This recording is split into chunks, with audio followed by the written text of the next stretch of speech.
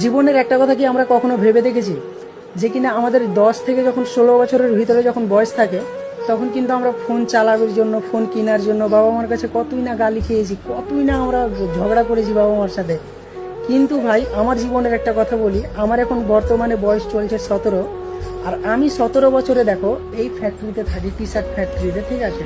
তোমাদেরকে আমি daily daily video upload দিই টি শার্ট ফ্যাক্টরি, এই টি শার্ট ফ্যাক্টরিতে আমি থাকি। আর এই টি শার্ট ফ্যাক্টরি মানে এই কোম্পানিতে কটা ফোন আছে জানো? কোম্পানির ফোন আছে 4টা, আর আবার আমার কাছে আছে 2টা, ঠিক আছে। তো 6টা ফোন আমি দিনের ভিতরে 6টা ফোনই ঘাটাঘাটি করি, ঠিক আছে। তোমাদেরকে আমি দেখাই, এখানে একটা ফোন রাখা আছে, এটা হচ্ছে বড় ট্যাব কোম্পানির, ঠিক আছে। আর এইটা হচ্ছে আমার 2 নম্বর ফোন, মানে আমারই ফোন এটা, ঠিক আছে। আর এটাও হচ্ছে কোম্পানির ফোন, ঠিক আছে। এটাও কোম্পানির ফোন, ঠিক আছে। এইটাও কোম্পানির ফোন। এখানে আছে টোটাল 5টা ফোন, আর আমি যেটাতে ভিডিও বানাচ্ছি ওটা হচ্ছে একটা। তার মানে ভেবে দেখো ভাই যে আমরা জীবনে কতই না আমরা ঝগড়া করেছি বাবা মার সাথে।